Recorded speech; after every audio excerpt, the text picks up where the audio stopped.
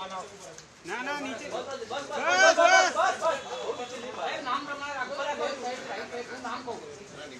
बोलू एम नाम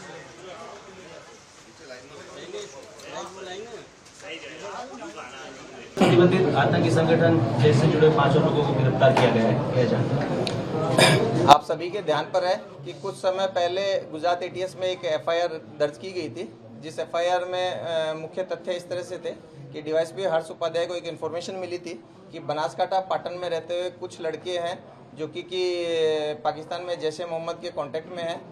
ये वहाँ से उनका जो रेडिकल कंटेंट है उसका गुजराती ट्रांसलेशन कर रहे हैं। एक उन्होंने लोकल तंजीम बनाई है दारुल इस्लाम गुजरात के नाम से, जो कि जैश ए मोहम्मद की एक यहाँ पे एक उसका ही रिप्रेजेंटेशन के रूप में उन्होंने एक तंजीम यहाँ पे बनाई थी। इस तंजीम में वो लाइक माइंडेड लोगों को जोड़ रहे थे। इस एक इन्फॉर्मेशन को डेवलप किया गया था और एक एफआईआर यूएपीए और बीएनएस के अंतर्गत दर्ज की गई थी, जिसमें कि लगभग 8 आरोपियों को अरेस्ट किया गया था। इन 8 आरोपियों के हमें 14 दिन के रिमांड मिले थे।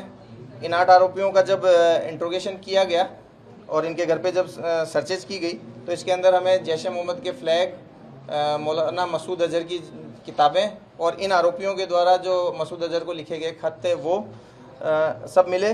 साथ साथ में टेरर फंडिंग के लिए इनके पास जो पैसा आया था उसमें से भी 1,30,000 की रिकवरी की गई।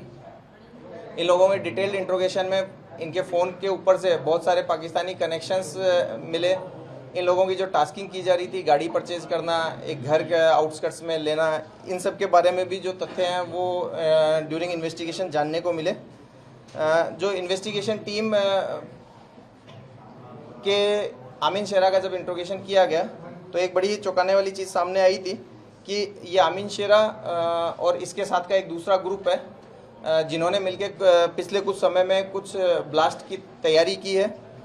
जब डिटेल इंट्रोगेशन किया गया तो जानने को मिला कि कुछ और भी आरोपी हैं जिनका नाम बिलाल आबिद शेरा, मोहम्मद अयूब कड़ीवाल, मोहम्मद अयूब सुनसरा, शफी रईस मुखी और मोहम्मद हसन हनीफ करड़िया, ये 5 आरोपियों आमीन शेरा और साथ साथ में अहमद और जकरिया, इनके भी ध्यान में ये चीज़ें थी। इन लोगों ने मिलकर के ऑनलाइन शॉपिंग पोर्टल और लोकल मार्केट से कुछ केमिकल्स खरीदे थे, जिनमें कि mainly potassium nitrate, sulphur, charcoal था। इनका एक फिक्स रेशियो में मिला करके गन पाउडर इनके द्वारा तैयार किया गया था। ये इनको डेटोनेट करने के लिए अलग अलग तरह की मैकेनिज्म पे काम कर रहे थे।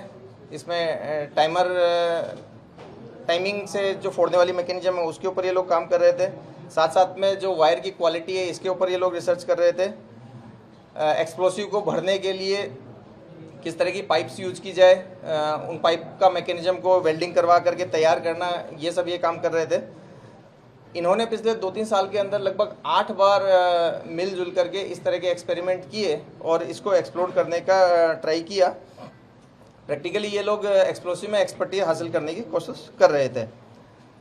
ये जो 5 आरोपी हैं इन लोगों को भी अरेस्ट कर लिया गया है, कोर्ट के सामने इनको प्रोड्यूस किया गया है और ये कोर्ट में लगभग इनके 8 दिन के हमें रिमांड मिले हैं। ये जो 5 आरोपी हैं इसमें बिलाल आबिद शेरा जो है वो चाटावाड़ा सिद्धपुर पाटन का रहने वाला है और जमीयत उल उलूम मदरसा गढ़ा से पढ़ा हुआ है।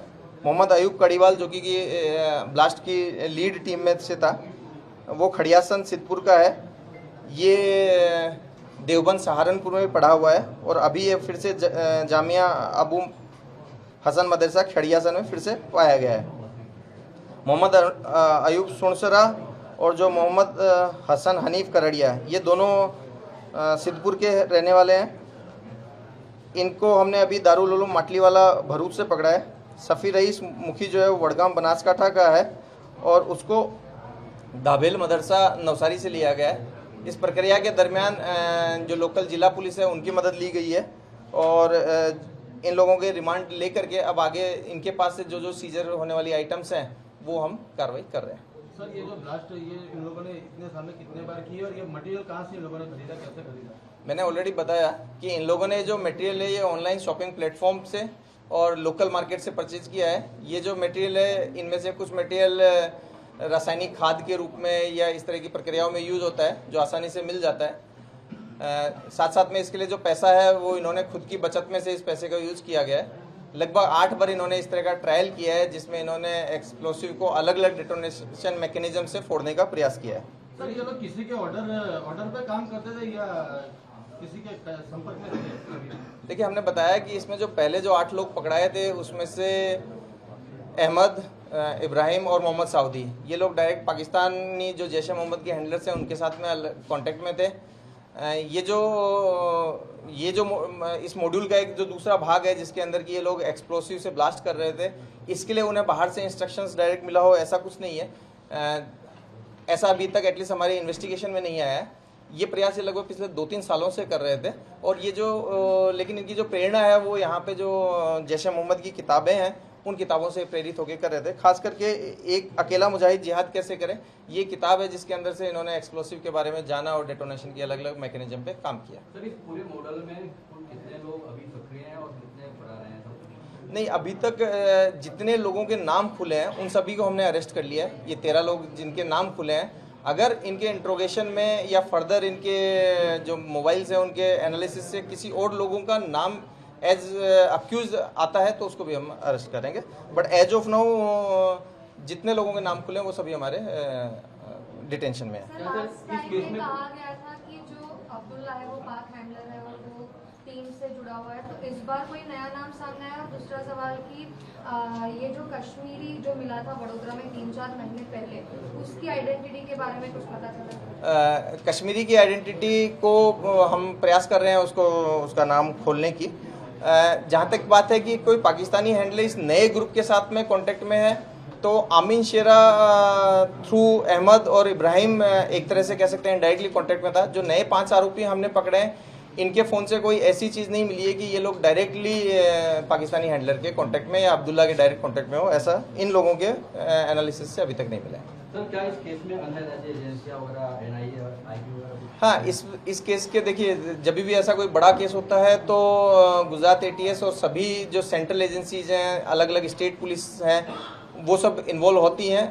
इनके कहीं तार किसी दूसरी जगह से जुड़े हुए हों, इसके बारे में पूरी डिटेल से इन्वेस्टिगेशन किया जाता है। पहले जब 8 आरोपी थे उस समय भी हमने एक आरोपी को जब एमपी से उठाया था तो एमपी पुलिस ने इसमें काफ़ी मदद की थी।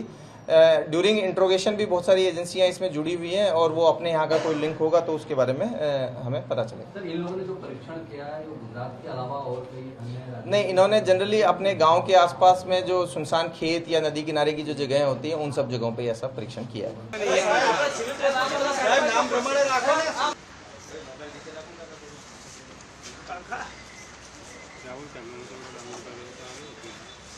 पहला नहीं क्यों तो